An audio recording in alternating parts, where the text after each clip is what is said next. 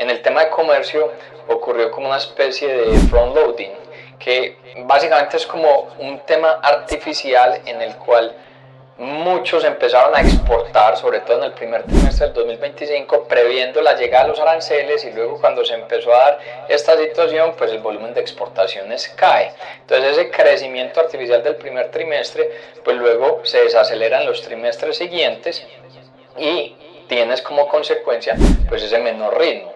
Hola, bienvenida y bienvenido a Sectorial. Aquí transformamos la información que produce el entorno en una serie de estudios bastante prácticos que te ayudarán a acelerarte comercialmente, pues te mostramos dónde están las oportunidades y también para que te alejes de las cosas negativas que se están presentando. Yo soy Alejandro Escobar Correa, trabajo en la gerencia de Sectorial y en este capítulo te quiero compartir cuáles son las proyecciones económicas que estamos viendo desde Sectorial para el 2026-2027 y cómo esta época es de empezar a tirar presupuestos, pues probablemente esto te va a ser de utilidad. A ver, empecemos un poquito por el mundo. Cuando uno analiza a nivel global los diversos agentes que hacen proyecciones, ahí las opiniones son como un poquito diversas y es entendible porque la situación es bastante compleja. Por ejemplo, la OCDE es optimista. ¿En qué sentido? Ellos dicen que este año el mundo va a crecer a una tasa del orden del 3,2% porque tiene una confianza importante en los países emergentes que logren generar ese ritmo de crecimiento, pero de una vez advierten que todo el tema arancelario que se presentó este año, el mayor impacto va a ser en el 2026. Entonces luego la proyección del 2026 la ajustan a la baja con el orden de un 2,9%. Cuando tú miras las del Banco Mundial, y esas son las que nosotros particularmente en Sectorial vemos como las más atinadas, las más acertadas, ahí hay un poquito más de elementos conservadores. ¿En qué sentido? Estiman que este año el mundo va a crecer al 2,3% y luego se expandirá año a año entre un 2,5 y 2,6%. ¿Qué están viendo ellos principalmente? Que todo el tema global turbulento, la mayor afectación que está generando es en la inversión. Y sin inversión, pues no van a haber ritmos de crecimiento. Luego analizan la economía de Estados Unidos y ven que lleva ya casi 7 meses sin despegar en el ritmo que tiene que ver en la parte industrial. Luego toman los datos de la Organización Mundial del Comercio y estiman que por todo este tema de los aranceles de este año, el flujo de comercio puede crecer del orden del 3% frente a las previsiones iniciales que se estaban planteando. Naciones Unidas complementa esto explicando que en el tema de comercio ocurrió como una especie de front loading, que básicamente es como un tema artificial en el cual muchos empezaron a exportar, sobre todo en el primer trimestre del 2025, previendo la llegada de los aranceles, y luego cuando se empezó a dar esta situación, pues el volumen de exportaciones cae. Entonces ese crecimiento artificial del primer trimestre, pues luego se desacelera en los trimestres siguientes y tienes como consecuencia pues ese menor ritmo. Luego Naciones Unidas advierte que incluso más peligroso que el tema del arancel es la incertidumbre, que si va a haber, si no va a haber, todo eso empieza a dar como esa especie de revolución en los movimientos a nivel comercial. En medio de todo eso, ¿quiénes están destacando? Y ahí es una invitación donde nosotros en nuestro país tenemos que abrir mucho más como nuestra mente y nuestras capacidades para conectarnos con países que la están pasando mucho mejor. Por ejemplo, es India. Las proyecciones de India de los 3 próximos años en crecimiento son superiores al 6%. Emergentes asiáticos este año, países emergentes del Asia, 4,5%, y luego se sostiene una tasa de crecimiento en los 2 próximos años del 4%. Mira lo que es África subsahariana, Golfo Pérsico, países del Golfo Pérsico, y es un ritmo de crecimiento que arranca en el 3,7% este año y luego se va expandiendo paulatinamente hasta superar un 4% en los 2 próximos años. Sé que siempre los ojos han estado puestos en China porque ha sido el dragón histórico en ritmos de crecimiento. Sin embargo, ese nivel se está desacelerando. China este año crecerá al 4,5%, luego 2026 4%, y hacia el 2027 ya estará por niveles del 3,9%. En Sectorial, construimos trimestralmente un informe de perspectivas macroeconómicas, donde proyectamos a 2 años el PIB, tasa de cambio, tasa de interés, inflación y empleo, que te servirá para analizar las variables externas que impactarán tu compañía. Para conocer más sobre este estudio, visita www.sectorial.co.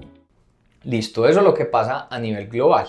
Que eso a nivel global pues luego va a tener repercusiones en nuestra región. Cuando uno mira nuestra región, las proyecciones son más tibias. Estamos hablando de ritmos de crecimiento del 2,3%, que paulatinamente podrán llegar a ser el orden de un 2,7%. Y es que básicamente todo ese movimiento global, pues como la región tiene un buen volumen de exportación, principalmente en commodities, no tanto en valor agregado, pues ahí va a haber una afectación. Y el otro elemento que ha limitado crecimiento en nuestra región es que en gran cantidad de países se está pasando por una política monetaria, es decir, por niveles de tasa de interés altos, y eso entonces limita la expansión o el uso del crédito, que luego pues te estimula el ritmo de crecimiento en PIB. En nuestra región los más destacados son Argentina, que este año crecerá el 4,5%, sale de la recesión y luego en los 2 próximos años se mantiene el 4%. El otro destacado es Perú. Esto es increíble. Perú crecerá este año el 2,7%, luego tendrá un 2,5%, luego vuelve un 2,7%, eso 2026-2027. Y digo que es increíble porque pues hace 2 semanas estaban destituyendo a Dina Boluarte, que es su presidenta. Yo creo que en Colombia tenemos que aprenderle mucho a Perú porque es un país que logra aislar los problemas políticos de la situación económica. Mira, la economía de Perú crece a este ritmo, explicado por ejemplo porque la inversión privada crece a ritmos del 6,5%. El agro, sobre todo en productos como cacao, aceitunas, maíz, creciendo a tasas del 8%, aprovechando principalmente mejores condiciones climáticas, y el ritmo de minería se mantiene creciendo en este país. El otro destacado es Colombia. Colombia este año crece al 2,5% porque todos nosotros le estamos ayudando a la economía colombiana con nuestro consumo. ¿Sí? Ese consumo, el comercio, es lo que más está generando ritmo de crecimiento. Sin embargo, eso no es sostenible en el largo plazo, y como nuestro país tiene una incertidumbre, más bien una situación política que es bastante compleja para invertir por parte de las empresas, y adicionalmente tiene un desorden fiscal enorme, pues eso va a hacer que probablemente el próximo año el ritmo de crecimiento sea menor al de este, con un 2,3%, para luego volver hacia un 2,5%. Esto entonces en lo que tiene que ver con las variables de crecimiento. Te recomiendo que complementes ese análisis de crecimiento en tu ejercicio de presupuestación un poquito con, bueno, ¿y cuáles son los sectores más dinámicos? Y recientemente sacamos un capítulo que habla de cuáles son los 10 sectores a seguir en el 2026. Por aquí en la descripción voy a dejar ese capítulo para que le des una mirada. Luego entonces, ¿qué tenemos que analizar? Pues miremos qué está pasando en materia de precios, cambios en los precios, que eso es inflación, y luego también qué ocurre en materia de tasa de interés. Cuando uno analiza el componente inflacionario, probablemente la gran mayoría de los países de nuestra región va a llegar a los niveles que han trazado sus bancos centrales como objetivo, que es más o menos un 3% entre 2026 y 2027. ¿Qué elementos hay ahí destacados? Pues digamos que tal vez el único que no va a llegar a ese nivel pues es Argentina. Sin embargo, Argentina ya va a estar en inflación de un solo dígito, con el orden de un 8,5% hacia el 2027, que eso también es increíble, porque Argentina en 2024 los niveles de inflación eran del 220%. Uno destacado ahí, vuelve y juega Perú. Perú, inflación del orden del 2% en la proyección. ¿Quiénes nos estamos rajando en materia de inflación? Brasil y Colombia. Brasil este año estará en inflaciones del 5,2%, que luego se ubicarán hacia un 4,4% en el 2026 y luego ya estarán al orden de un 3,5% hacia el 2027. ¿Qué le pasa a Brasil? Hay una mezcla como de elementos puntuales y otros que ya son estructurales de su manejo económico. Elementos puntuales como cuál: le pusieron impuestos a servicios públicos, eso aumenta el componente de tarifas, te genera inflación. Y hay elementos ya estructurales, es que es un país que genera un gasto público enorme, eso mete presiones inflacionarias y sobre todo que es una economía completamente cerrada, entonces no permite la competencia internacional, la llegada de productos internacionales, el frente de importaciones y eso pues los consumidores reciben es el producto prácticamente únicamente creado en Brasil que probablemente en los precios es superior. En Colombia estamos teniendo, o cuál es la estimación, que este año inflación es del 4,9%, luego se ubicará hacia niveles del 4, un poquito menos, 2026, y estará llegando a meta o rango de inflación más hacia el 2027. ¿Qué nos está pasando en Colombia? Pues hay un elemento bueno, pero que te genera inflación, que es ese alto crecimiento en el consumo, la alta demanda de las personas. Y el elemento malo es el incremento que están teniendo las tarifas asociadas a servicios públicos. Luego, ¿tú qué encuentras? Si esto pasa en inflación, entonces luego la reacción es cómo van a estar las tasas de interés. Las tasas de interés, entonces como Brasil y Colombia somos los más altos en inflación, a excepción pues del tema de Argentina, entonces son los países donde las tasas de interés son mucho más altas. Por ejemplo, en Brasil, la política monetaria por parte de su Banco Central habla de tasas este año superiores al 11%, que el próximo año serán del 9,75% y hacia el siguiente serán del 9,5%. En Colombia este año vamos a cerrar con una tasa de intervención por parte del Banco Central, del Banco de la República, del 9,25%. Se estima que hacia el 26, 7,5% y luego 27 niveles del 5%.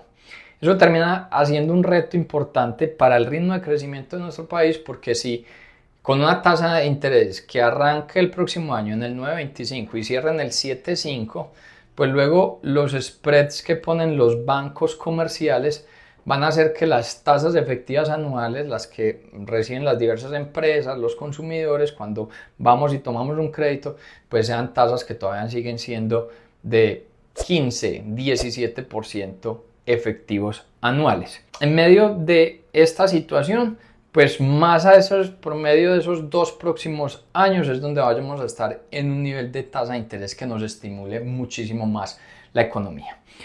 Última recomendación, complementa también este análisis con un tema particular en tu organización, es inserción tecnológica. Inserción tecnológica es lo que permite combatir probablemente altos incrementos en el tema de precios y hay un capítulo, también te voy a dejarlo en la descripción, que habla de cuáles son las tecnologías que se van a adoptar por sectores en los próximos años. Doy las gracias por haberme acompañado en este capítulo. Si te interesa todo el contenido que tiene que ver con sectores para que lo puedas llevar tanto en la empresa donde trabajas o en tu vida diaria, te invito a que nos sigas en las diversas redes sociales. Ahí compartimos contenido exclusivo y nos vemos el próximo viernes en un nuevo capítulo.